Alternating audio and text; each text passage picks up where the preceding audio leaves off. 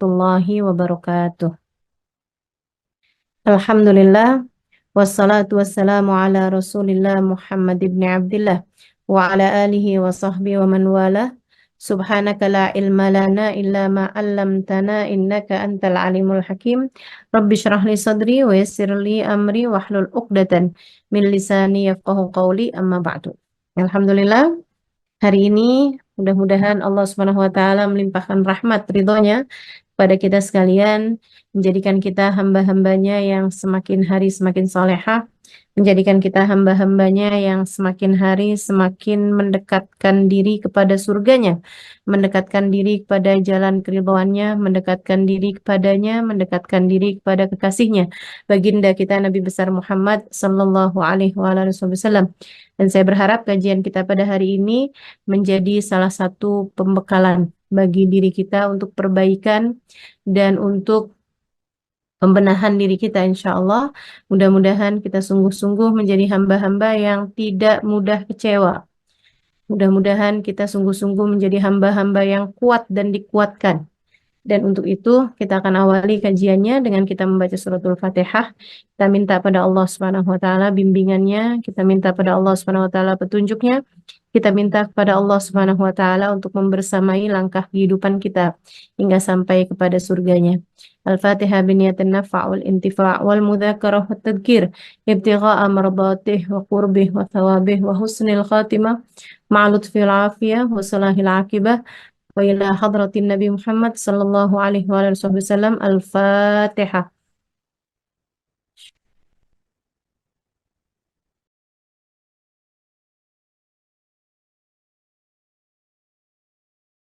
Alhamdulillah.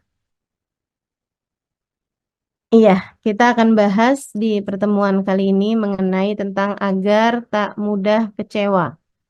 Teman-teman saudaraku sekalian yang saya muliakan, saya ada menuliskan 6 poin yang mudah-mudahan kalau kita jalani, nah ini akan meminimalkan kekecewaan-kekecewaan kita terhadap banyak hal. Ya, mudah-mudahan bisa diamalkan.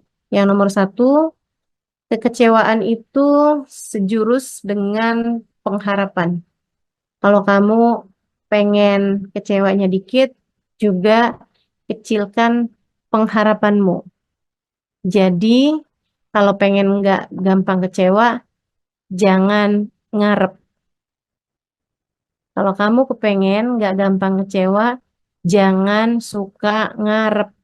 Jangan tinggikan ekspektasi, sehingga akhirnya kamu rentan untuk dikecewakan. Ada seorang istri lagi jalan, seorang perempuan lagi jalan bersama dengan suaminya, ketika tiba-tiba dia tersandung. Suaminya tidak menarik tangan dia gitu, nggak nolongin dia lah, uring-uringan, seminggu 2 minggu, bisa jadi suaminya nggak diajakin ngobrol lagi gitu. Dia sangat kecewa. Satu hari dia lagi jalan sendirian, kemudian dia tersandung, dia jatuh, dia pun kembali berdiri, membetulkan letak bajunya, dan berjalan. Tak ada kesedihan, tak ada kekecewaan. Tapi yang pertama, dia begitu sangat kecewa. Kenapa?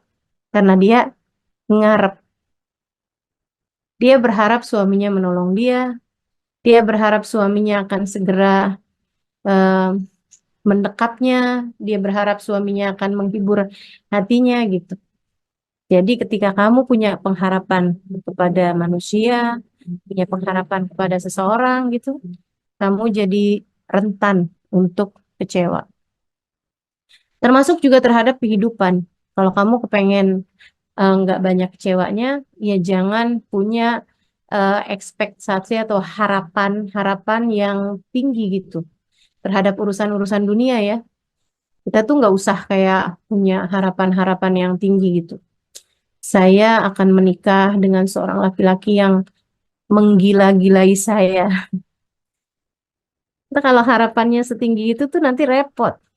Ternyata kamu dapat suami yang tidak menggilai tapi suka ngatain kamu gila.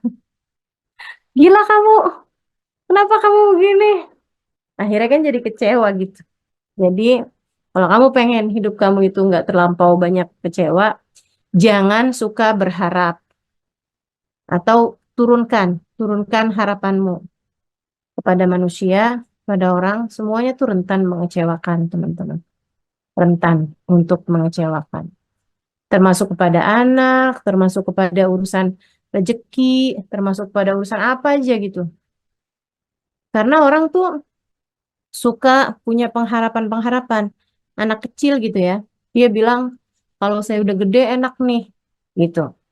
Kalau saya udah gede, saya akan dihargai orang, saya akan dianggap, saya akan disayang, saya akan begini, saya akan begitu. Ketika dia udah besar, kalau saya udah kuliah nih, enak nih, nggak harus pakai seragam, nggak begini, nggak begitu, saya akan mulia, saya akan bisa lebih punya banyak waktu luang, dan seterusnya gitu. Pas udah kuliah, ternyata capek-capek juga. Terus dia mikir, kalau saya udah punya kerja nih nanti nih, saya punya uang banyak, saya bisa begini, saya bisa liburan, saya bisa ini, bisa itu gitu. Dia pun kemudian kerja. Capeknya luar biasa. Belum lagi yang hiburan yang diharap-harapkan, itu juga ternyata waktunya bareng-barengan sama orang. Jadinya akhirnya macet juga, bukannya liburan healing malah jadi hilang kesenangan. Jadi ya gitulah, nggak banyak yang bisa diharapkan. Habis itu dia mikir, ini kayaknya kalau nikah enak nih gitu. Dia punya pengharapan gitu. Ini penyakit nih buat adik-adik jomblo nih. Seringkali menganggap bahwa permasalahanmu selesai hanya dengan menikah.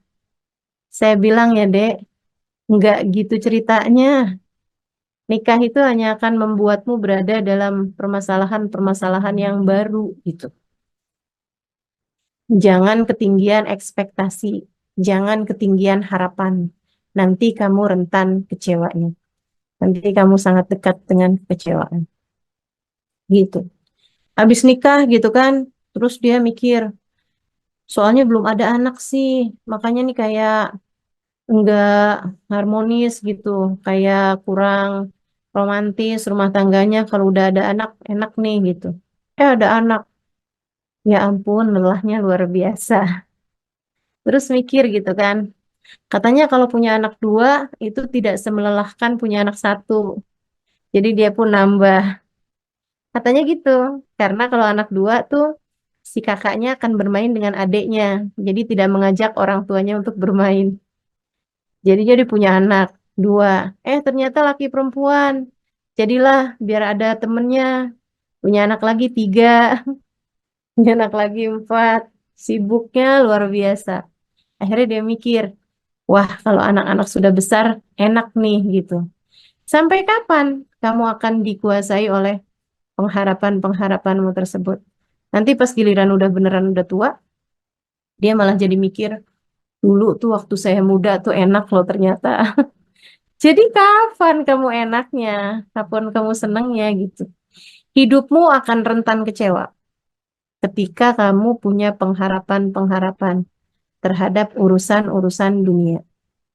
Maka nomor satu, agar tak mudah kecewa, jangan berharap atau kecilkan pengharapanmu kepada eh, manusia, kepada dunia, kepada semua yang fana lah, pada semua yang ada masa kadaluarsanya.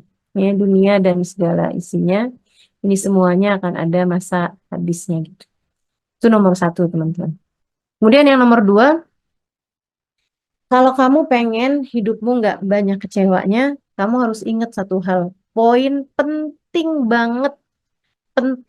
Mungkin ini adalah hal yang penting dari semua yang akan, ini hal terpenting yang saya akan sampaikan, yaitu ingat bahwa hidup tuh ada pengendalinya.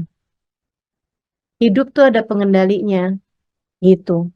Jadi hal itu tuh akan lebih mudah membuatmu tidak mudah kecewa, tidak mudah galau, tidak mudah khawatir gitu. Dengan mengingat bahwa hidup tuh ada yang ngatur loh, gitu. Bukan kamu yang bertanggung jawab terhadap berbagai macam urusan. Nanti kamu tuh kecewa tuh kalau kayak begitu tuh. Kamu udah atur-aturin acara pernikahan yang seindah-indahnya. Ternyata pas hari pernikahannya hujan. Kamu udah aturin gitu kan, udah cara pernikahan yang sebagus-bagusnya. Ternyata suamimu sakit.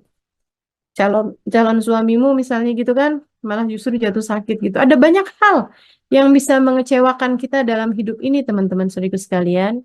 Tapi nggak usah khawatir. Kamu hanya perlu mengingat satu hal, bahwa hidup ini ada yang ngatur, ada pengendalinya, ada yang sudah menuliskannya. Ar-rizqu maksumun mafrughun minhu. Kata Nabi Muhammad SAW, rizki itu, rezeki itu sudah diatur, mafrughun minhu yang sudah selesai. Sudah selesai diatur. Sudah selesai dicatatnya. Gak akan bertambah dengan ketakwaan seseorang, gak akan berkurang dengan kefasikan seseorang. Begitu katanya baginda kita Nabi besar Muhammad sallallahu alaihi wasallam. Bahkan dalam Al-Qur'an Allah Subhanahu wa taala menyampaikan, A'udzubillahi minasyaitonirrajim, rizqukum fis sama'i wa ma tu'adun, fa rabbis samawati wal ard innahu lahaqqun mithla ma annakum tantiqun. Rizqukum fis sama.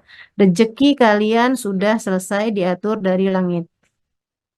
Rezeki kalian termasuk jodoh, termasuk anak, termasuk em, rezeki berupa harta, termasuk rumah, termasuk tempat eh, tempat tinggal, termasuk kendaraan, atau apapun aja, termasuk saldomu itu, gitu ya, apapun di dunia ini nih, rizqukum fis sama, rezeki kalian sudah selesai diatur oleh Allah Subhanahu Wa Taala dari langit. Bahwa Rabbis samawati wal ard. Demi Allah yang menguasai langit dan bumi, innahu lahaq, ini adalah kebenaran. Mithla ma annakum tantiqun, sebagaimana yang kalian ucapkan. Artinya bahwa eh, rezeki kita tuh udah selesai diatur sama Allah Subhanahu wa taala, termasuk juga hal-hal terjadi di atas muka bumi ini, semuanya ada yang mengendalikan. Semuanya ada Allah Subhanahu wa taala di dalam semuanya gitu. Kamu akan jadi jauh lebih kuat, lebih nggak gampang kecewa ketika kamu menjadikan hidupmu ini seperti kamu nonton sebuah film horor. Takut sih, tapi setakut-takutnya kamu tahu bahwa kamu jadi nggak terlalu takut kalau kamu ingat bahwa oh tenang, di situ tuh ada sutradaranya, di situ ada banyak orang di situ ya, ada bagian lighting, ada bagian ini, ada bagian itu. Kurang lebih kehidupan kita tuh kayak gitu. Ada malaikat Mikail, pembagi rezeki, ada eh, malaikat eh, Raqib Atid, ada malaikat rahmat yang Allah utuskan buat kita gitu. Ada Allah Subhanahu wa taala yang udah ngatur kehidupan kita gitu. Dengan kita ingat hal itu, kita jadi nggak gampang kecewanya teman-teman, nggak gampang khawatirnya gitu, nggak gampang eh, nggak gampang ketakutannya terhadap apapun, gitu kan? Kalau terjadi sesuatu tidak seperti yang kita harapkan, kita tahu bahwa oh tenang, ini Allah kok udah ngaturin kayak gini gitu. Ini Allah udah mengatur hal ini gitu kan. Nah itu jadi dengan kita ingat bahwa ada yang ngatur kok ini, ada yang ngatur kok ini gitu. Terus kita ingat itu bahwa ada Allah di sebalik urusan ini. Nah itu kamu akan lebih kuat hati dalam menanggung kekecewaan yang ditimbulkan karena terjadinya hal-hal yang tidak kamu sukai ataupun yang kamu inginkan tidak Allah Subhanahu wa taala beri gitu. Gitu ya, karena kekecewaan itu biasanya karena pengharapan tadi itu ngarep sesuatu yang ternyata nggak terjadi atau hal yang kamu takutkan, hal yang tidak kamu inginkan ternyata malah terjadi gitu. Itu kekecewaan kan sering timbulnya dari hal yang seperti itu. Nah, ketika kamu tahu bahwa di atas apa yang kamu mau atau apa yang tidak kamu mau ada Allah Subhanahu wa taala yang menentukan segalanya, itu kamu jadi jauh lebih kuat untuk tidak mudah kecewa. Karena kamu tahu bahwa di kehidupan kamu ini bukan kamu kok yang ngaturin apapun gitu. Tapi ada pengendalinya gitu. Ada yang udah ngaturnya gitu. Kan jadinya kayak tenang aja gitu. Atau lebih gampangnya kayak gini deh. Kamu kalau lagi naik pesawat. teman-teman saya sekalian, kita tuh jadi lebih tenang gitu kan, lebih tenang, nggak yang takut-takut. Waduh, nanti kalau pesawatnya jatuh gimana? Waduh, kalau ini gimana? Nah, gimana? Kenapa kita bisa tenang, bahkan bisa kita tidur di dalam pesawat gitu kan? Karena kita tahu ada pilotnya gitu. Ketika kita tahu bahwa di pesawat itu, misalnya gitu ya, ada pengumuman kayak gini nih. eh Mohon maaf para penumpang sekalian, adakah di antara kalian yang pernah kursus menyetir pesawat? Karena ternyata pilot dan kopilotnya pingsan. Saya yakin. Sepesawat tuh semuanya yang asalnya tidur juga udah langsung hilang semua tuh ngantuknya. Yakin banget dah saya dah. Pasti semuanya akan takut, semuanya akan galau, semuanya akan yang eh, panik ketika tahu bahwa ternyata di pesawat tersebut itu nggak ada pengendalinya gitu. Akan tetapi ketika kita tahu, kita bahkan nggak kenal loh sama pilotnya kan. Siapa di antara kita yang kalau terbang kenalan dulu sama pilot gitu? Nggak ada. Kita nggak perlu kenalan sama dia gitu. Tapi kita cukup tahu bahwa yang nyetir ini, yang nyupirin pesawat kita, yang jadi pengendali pesawat kita ini adalah orang yang ngerti. Nah, dalam kehidupan kita, Allah Subhanahu wa taala semuanya udah ngaturin. Wallahu khalaqakum wa ma ta'malun. Allah lah yang khalaqakum, yang menciptakan kalian dan apapun yang kalian kerjakan. Allah semua udah ngaturin kehidupan kita nih. Allah yang ngaturin kamu kapan nikahnya, Allah yang ngaturin kamu eh, kapan ada anaknya, anak kamu berapa, anak kamu sakit di usia sekian, anak kamu akan sembuh sekian hari kemudian. Semuanya udah diatur sama Allah Subhanahu wa taala gitu. Jadi kalau kamu kepengen untuk hidup kamu ini tidak banyak kecewanya, ingat terus bahwasanya hidup ini ada pengendalinya, ada yang ngaturnya. Tenang, ada Allah bersama dengan kita. Tenang, ada Allah yang mengaturkan hidup kita. Tenang, ada Allah Subhanahu wa taala yang memberi rezeki kepada kita. Dia tidak akan membiarkan kita susah yang sampai kita nggak mampu juga nanggungnya kok. Dia sendiri juga udah janji, Allah sendiri udah menyampaikan la yukallifullahu nafsan illa wus'aha. Allah tidak akan membebani satu jiwa di luar batas kemampuannya. Jadi semuanya tenang aja teman-teman. Hidup ada pengendalinya. Itu yang nomor dua. Kemudian yang nomor tiga, biar nggak mudah kecewa, ingat ilmunya eh, itu ya, tukang parkir. Tukang parkir itu dia penuh nih garasinya dengan kendaraan, dia nggak bangga, dia nggak sombong. Ketika kemudian hilang, dia juga nggak kecewa. Ketika diambil satu demi satu mobilnya gitu di parkiran Indomaret misalnya gitu ya. Nah itu kalau misalnya gitu ada supirnya Indomaret gitu, dia punya banyak mobil di depan parkiran Indomaret. Dia juga nggak begitu senangnya juga gitu. Habisnya itu diambil satu, satu, satu, satu sampai habis semuanya, sampai segala motor, segala sepeda habis semuanya. Dia juga nggak kecewa. Dia nggak ada tuh nahanin gitu, jangan dong, jangan pergi gitu. Nggak ada juga gitu.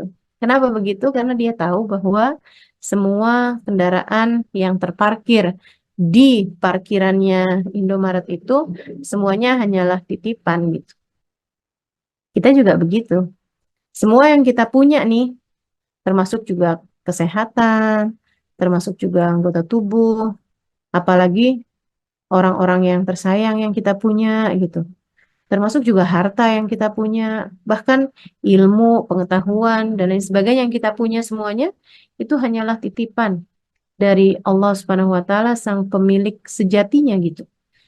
Allah Subhanahu wa Ta'ala yang punya semuanya. Allah lah yang memiliki segalanya. Semuanya ini hanya titipan. Itu kalau kamu inget-ingetin terus gitu kan, akan sedikit kecewanya teman-teman. Sebab semuanya hanya titipan. Ketika diambil balik sama Allah Subhanahu wa taala barang titipan tersebut, ya udah, mau gimana lagi? Ketika yang kita harapkan tidak terjadi malah justru terjadi, ya udah gitu kan. Emang nggak ada yang milik kita kok. Kita nggak bisa menguasai gitu. Dan sekarang kita ngarepin nih acara kita berjalan lancar begini begitu segala macam. Ternyata hujan, misalnya gitu.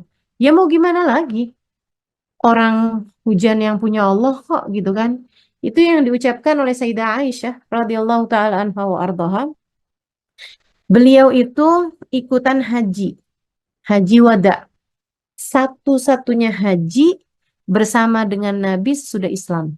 Jadi Nabi itu hanya melaksanakan satu kali ibadah haji sesudah datangnya agama Islam, sudah kewajiban Islam ya, yaitu haji yang disebut oleh Nabi Muhammad sebagai haji wada. Semua tidak mengerti kenapa Nabi menyebutnya dengan haji wada. Akan tapi beberapa bulan sesudah pulangan Nabi dari haji wada, itu Nabi jatuh sakit.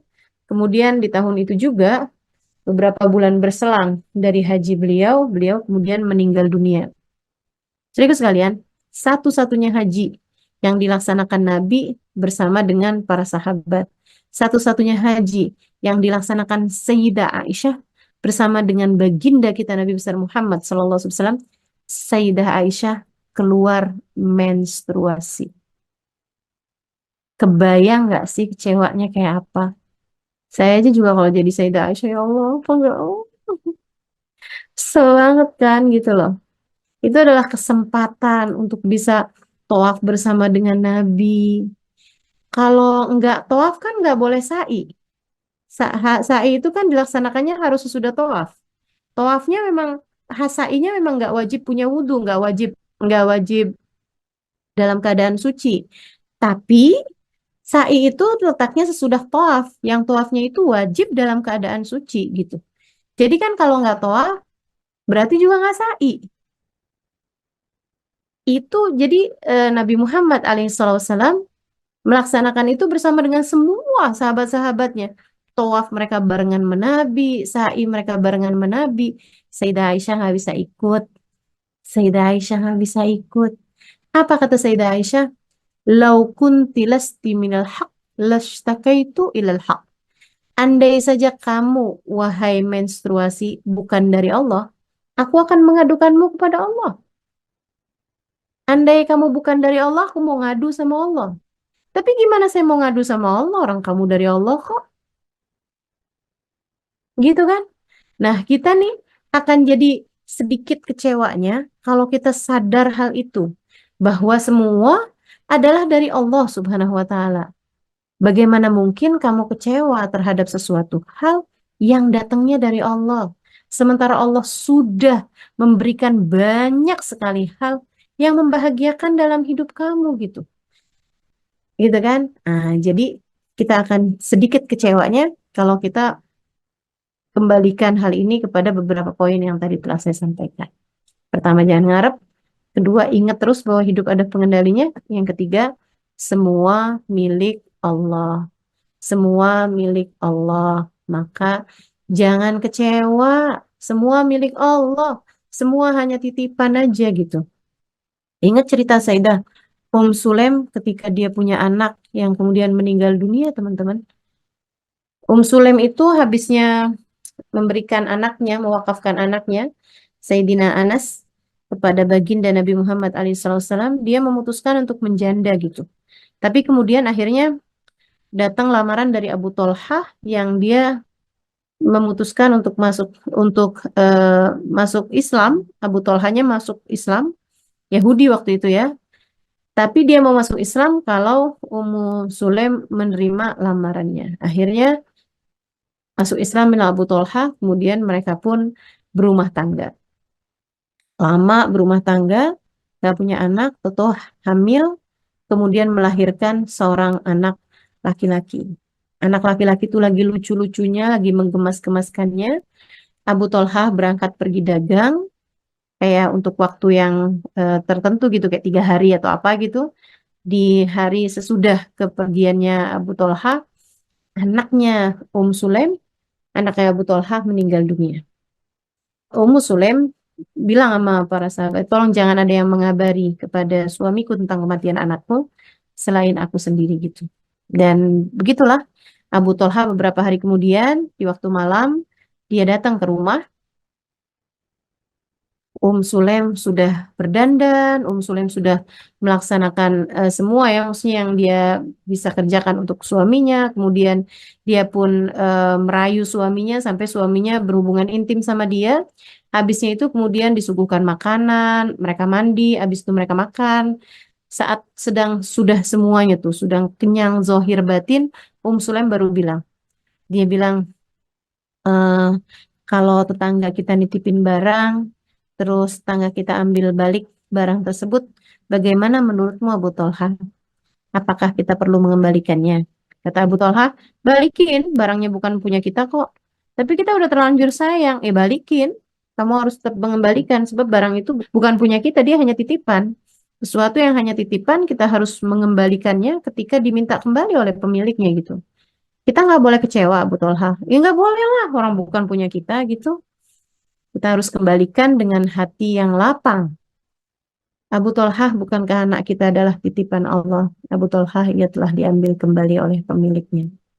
Abu Tolhah marah. Jadi maksud kamu anak kita mati dan kamu bisa-bisanya dandan, kamu bisa-bisanya masak, kamu bisa-bisanya merayu saya, dasar perempuan keras hati, kamu nggak punya hati, Sulaim. Abu Tolhah keluar dari rumah menuju masjid, nungguin sampai Nabi Muhammad keluar buat sholat subuh. Dia terus bilang, ya Rasulullah, faqad wajadtu Sulaim qasiyatal qalb. Wahai Rasul, Sulaim itu nggak punya hati, ternyata keras banget hatinya kayak batu. Kata Nabi Muhammad, emang kenapa gitu Abu Tolha? Terus Abu Tolha pun menceritakan kejadiannya, anak mereka meninggal, tapi Sulaim malah begini, begitu, begini, begitu. Nabi yang tahu persis siapa itu Sulaim, bahkan menyebutnya sebagai min azka nisa'il Madinah, salah satu dari perempuan Madinah paling paling brilian, paling cerdas. Salah satu dari perempuan Madinah paling cerdas, Sulaim, kata Nabi Muhammad. Nabi Muhammad mengatakan kepadanya, awaqa'ta biha ya Abu Talha? Apakah semalam kamu sempat berhubungan intim dengannya, wahai Abu Talha? Dia bilang, iya Rasul, saya nggak tahu gitu. Saya nggak tahu kalau anak saya meninggal. Kalau saya tahu, hati saya kayaknya nggak akan kuat juga ngerjainnya. Kata Nabi Muhammad, barakallahu lakuma fi lailatikuma, barakallahu lakuma fi lailatikuma, barakallahu lakuma fi lailatikuma. Nabi Muhammad mendoakan mereka agar diberi keberkahan. Dan subhanallah, dari malam hari tersebut itu, Allah mengaruniakan kehamilan buat Sulaim yang kemudian melahirkan seorang anak perempuan yang dari perempuan tersebut itu lahir lebih dari 10 anak, ke 10 hafal Al-Quran, ke 10 jadi ulama di zaman tersebut. Teman-teman, saudara sekalian saya muliakan, tuh hati itu jadi kuat, nggak gampang kecewanya gitu. Bahkan terhadap ujian-ujian besar sekalipun, ketika paham bahwa siapapun yang kita punya, apapun yang kita punya, bahkan termasuk kesehatan yang Allah kasih kepada kita, bahkan diri-diri kita sendiri juga, semuanya adalah titipan dari Allah Subhanahu wa taala, Jalla Jalaluhu wa taala kabamat. Saya kalau mau nyari ideal-idealnya hidup, hidup nggak pernah ideal sih buat siapapun gitu. Saya lagi semangat-semangatnya loh, mengajar, bepergian kemana-mana. Allah kasih saya sakit kaki gitu. Kayaknya kayak yang, ya ampun gitu kan. Tapi ya semuanya dari Allah dan semuanya milik Allah. Saya cuman selalu bilang bahwa ya Allah, selagi masih bisa menjadi manfaat gitu, selagi masih bisa menebarkan kemanfaatan, saya minta kekuatan darimu gitu. Dan alhamdulillah nggak ada yang dibatalkan, nggak ada yang sampai bisa tidak dilaksanakan, semuanya dapat dilaksanakan, alhamdulillah. Dan sekarang semuanya pakai menyediakan kursi kan setiap kali saya mengajar. Dan subhanallah beberapa waktu yang lalu saya bilang sama ada beberapa ustazah gitu. Saya bilang iya nih doain mudah-mudahan saya udah bisa lagi duduk di bawah melipat kaki lagi seperti dulu-dulu gitu. Dia bilang, ya ustazah padahal kita lagi senang-senang nih. Gara-gara ustazah pakai kursi kita semuanya juga sekarang disiapin kursi. Ya, begitulah. Sengsara membawa nikmat bagi yang lain ternyata ya. Masya Allah. Jadi ya gitu. Selalu ada kebaikan dalam segala ketetapan-ketetapannya. Jangan kecewa. Dengan kita mengingat bahwa semua adalah titipan Allah Subhanahu wa taala. Apapun yang kita punya, bahkan diri-diri kita, semuanya hanyalah miliknya dan semuanya dalam kendalinya. Kemudian yang nomor empat, itu ya, itu nomor dua, nomor tiganya. Kemudian yang nomor empatnya, kita tuh kan sering kecewa tuh karena kita kira yang itu tuh ideal, yang itu tuh bagus, sebaiknya tuh begini, sebaiknya tuh begitu. Kita kecewa ketika kita eh, buat sebuah acara eh, di luar ruang gitu ya, outdoor gitu, misalnya kita bikin pesta pesta kebun misalnya gitu, tahu-tahu hujan. Kita kecewa karena hal itu. Kenapa? Karena kita kira nggak hujan itu lebih baik, gitu kan? eh Kita kecewa ketika sesudah kita menikah lama, ternyata nggak ada anak. Kenapa gitu? Karena kita kira kita punya anak itu lebih baik, gitu. Kita akan selalu kecewa tuh karena kita kira, teman-teman saudaraku sekalian, kamu akan berkurang kecewanya, kamu akan tidak mudah kecewa apabila kamu selalu tanamkan dalam hati bahwa kamu tidak tahu. Allah Maha Tahu. Jadi jangan main perkiraan-perkiraan. Bisa jadi yang kamu kira baik, sebenarnya buruk buatmu. Bisa jadi yang kamu kira buruk, sebenarnya baik bagi kamu. Gitu. Jadi ingat terus hal itu gitu. Kalau misalnya yang, ya kok begini, bilangin sama diri kamu, tenang diri, bisa jadi ini lebih baik bagi kita. Tenang, tenang. Insya Allah ini yang terbaik bagi kita. Kita nggak tahu, tapi Allah tahu. Kita nggak tahu, tapi Allah tahu. Udah gitu aja gitu. Ada banyak hal terjadi kepada kita ini, kita nggak tahu gitu. Ini sekedar satu cerita buat teman-teman ya. Saya kalau ingat Allah memang benar-benar ngajarin gitu, ngajarin saya dan mungkin juga ngajarin teman-teman yang lain juga tentang ilmu ini ya, bahwa kita nggak akan kecewa, nggak akan mudah kecewa kalau kita tuh selalu ngingetin diri bahwa kita nggak tahu tapi Allah tahu. Tenang, tenang, kita nggak tahu tapi Allah tahu. Jadi tahun 2021 di masa pandemi, negara kita masih belum beberapa negara-negara masih belum membuka membuka izin untuk datang ke sana, termasuk Jepang juga belum belum keluarin izin orang untuk datang, tapi ada beberapa negara yang sudah membuka negaranya untuk didatangi oleh orang lain gitu. Salah satunya Mesir dan juga Turki yang waktu itu udah buka cepat itu ya, sama Yaman. Yaman juga nggak masalah gitu kalau orang mau pergi. Saya yang waktu itu sudah rindu untuk kembali ke tempat saya belajar dulu, bulan Ramadan tahun 2021 itu, saya berangkat ke tiga negara tersebut. Turki, kemudian eh, Yaman, kemudian pulangnya ke Mesir. Hari pertama di Mesir, udah perjalanan terakhir itu ya, ke negara terakhir. Itu kita udah lelah banget dan hari itu juga puasa. Kita masuk ke hotelnya, ternyata kita udah nungguin lama nih di hotel yang kita udah booking. Udah booking kayak 2 mingguan, 3 mingguan sebelum kita datang gitu kan. Tahu-tahu dengan, ya mungkin saya rasa dengan berat hati juga mereka bilang bahwa mohon maaf nggak bisa menginap di hotel ini gitu. Kita bilang, kenapa? Kita udah capek semua, kita udah bayangin tempat tidur semuanya tuh, udah yang lelah banget, lapar, haus karena puasa kan, gitu. Terus mereka bilang, karena AC-nya mati. Itu hotel bintang 5, halo. Bisa ada gitu AC-nya mati. AC-nya mati, ya udah nggak apa-apa kita dipindahkan ke kamar yang lain aja. Nggak, ini AC-nya mati semuanya. Jadi AC-nya itu dari pusat mati semuanya gitu. Jadi akhirnya kita pun dipindahkan ke hotel yang lain gitu. Nah, ketika saya lagi nyari hotel untuk kita tinggalin beberapa hari sebelumnya itu, sebelum kita berangkat, saya lagi sama teman saya, itu saya lagi nyari-nyari gitu hotel-hotel gitu kan. Terus saya bilang, saya tuh mau banget nih hotel yang bisa lihat pemandangan Sungai Nil di waktu sore saat matahari terbenam. Habis itu saya liatin gitu kan. Di situ tuh ada gambar satu kamar hotel yang ada tempat berendam, yang dari situ tuh dari tempat berendamnya itu di kamar itu bisa melihat dengan jelas, dengan indah banget saat matahari terbenam di waktu sore di Sungai Nil. Saya bilang, wih, nih sebenarnya nih cakep banget nih hotel nih. Tapi kita nggak bisa lah, Nen, nginep di sini, Nen. Kenapa gitu, Ustazah? Kemahalan, Nen. Iya, Ustazah, mahal banget, Ustazah.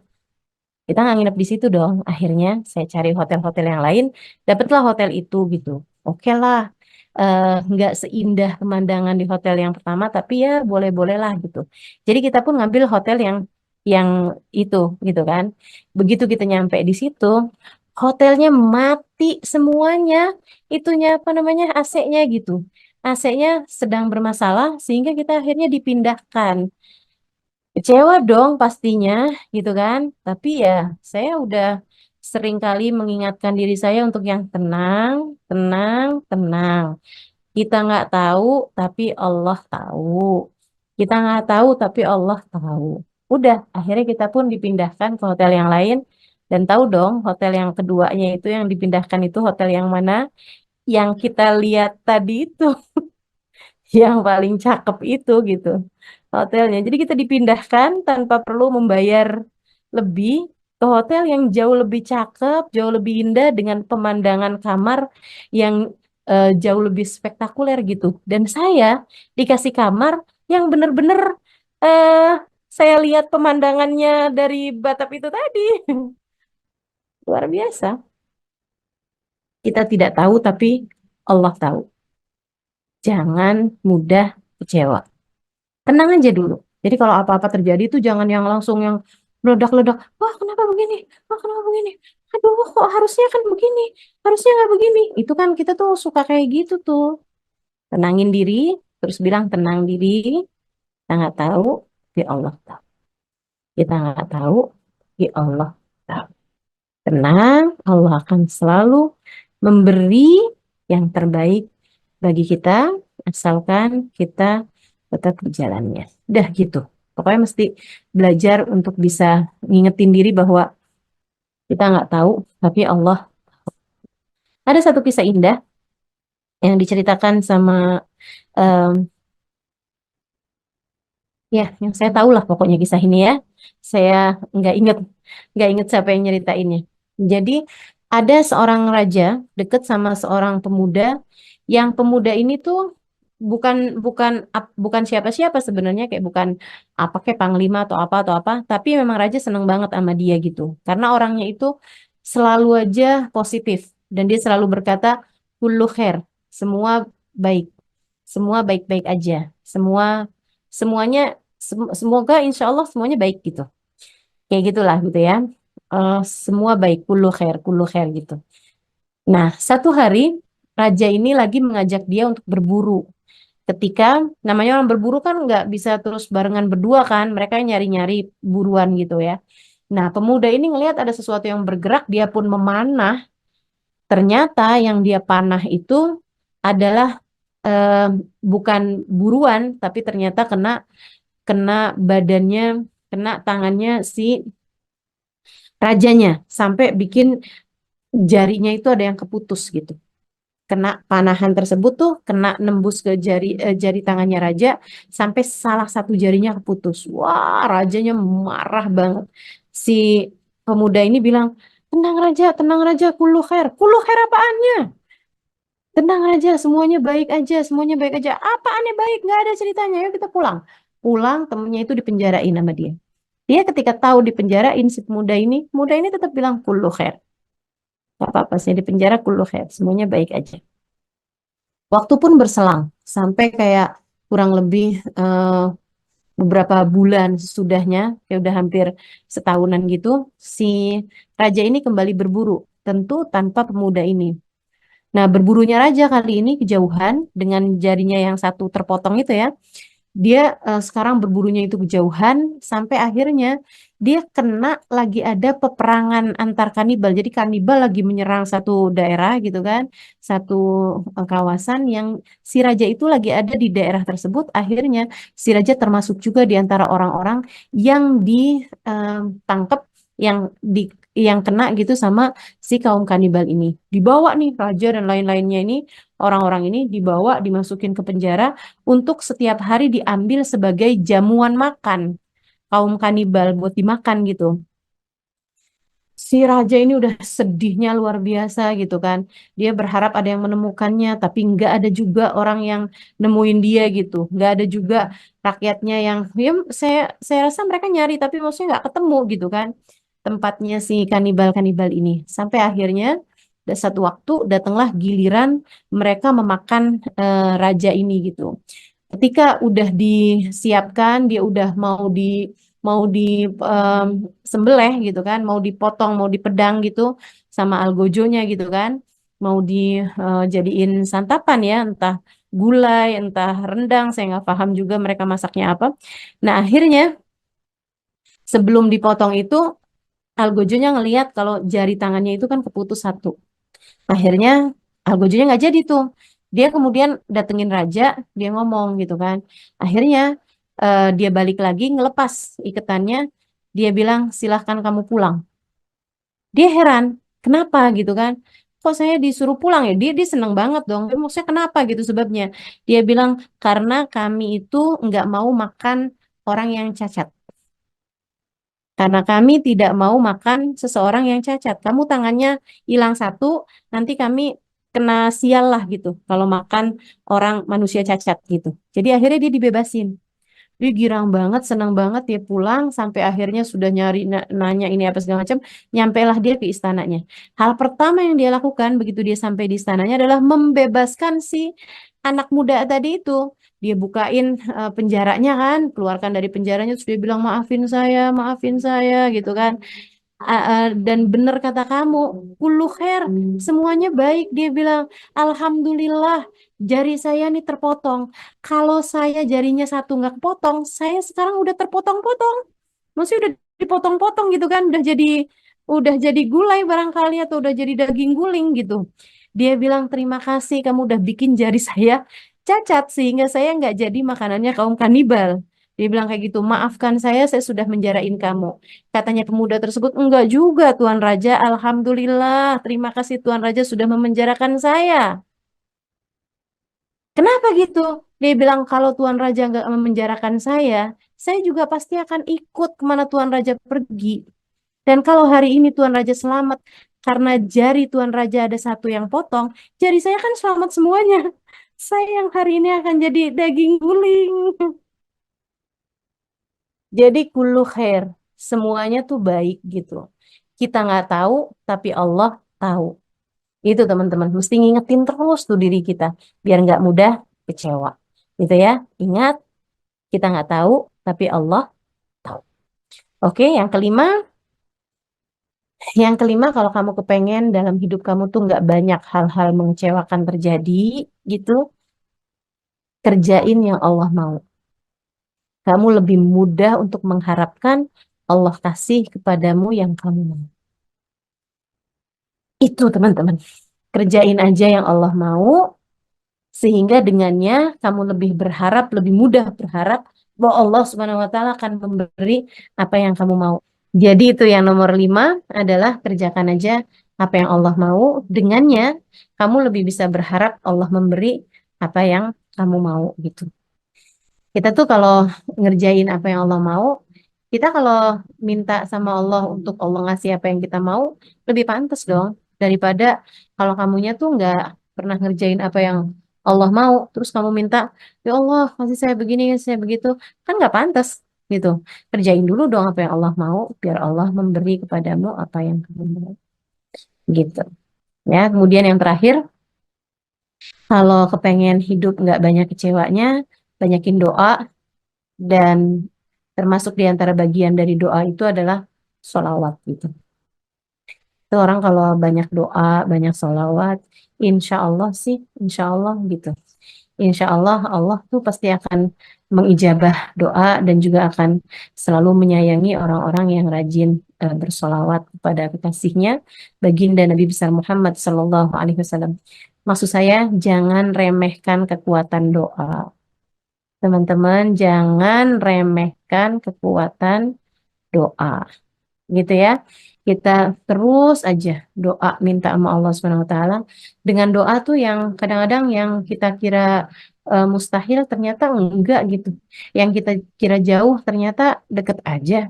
Yang kita kira nggak mungkin ternyata mungkin aja. Yang kita kira kayak nggak akan terjadi bisa banget buat terjadi gitu. Bisa banget buat terjadi. Jadi kalau pengen hidup nggak banyak kecewanya, Allah tidak memberi kepadamu banyak hal-hal yang mengecewakan dalam kehidupanmu. Jangan jauh-jauh dari doa, jangan jauh-jauh dari sholawat. Itu keenam hal itu. Mudah-mudahan kalau kita kerjain, kalau kita terus istiqomah melakukannya, insya Allah kehidupan kita akan tidak mudah kecewa. Gitu ya. Mudah-mudahan bisa diamalkan. Mudah-mudahan bisa jadi ilmu yang tak hanya masuk telinga kanan, keluar telinga kiri begitu aja, akan tetapi jadi ilmu yang memandu kita menjadi cahaya terang, yang menerangi jalan kehidupan kita hingga mendekatkan kita kepada surganya insya Allah. Menjadikan kita hamba-hamba tercinta di sisinya. Ala hadihin niyah wa bikulli niyatin salihah jami'ah syamilah ila hadratin Nabi Muhammad sallallahu alaihi wa ala alihi wa sahbihi wasallam. Al-Fatihah.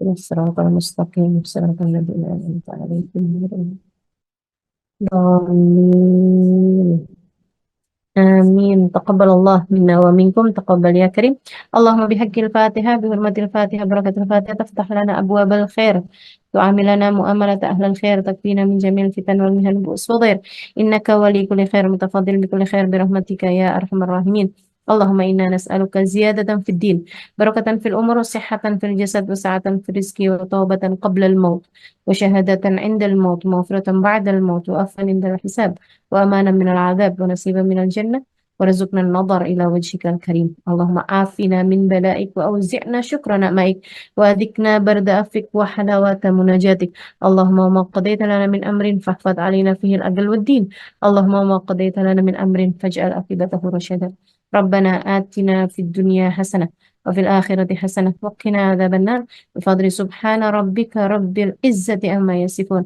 سلام على المرسلين والحمد لله رب العالمين وإلى حضرة النبي محمد صلى الله عليه وسلم الفاتحة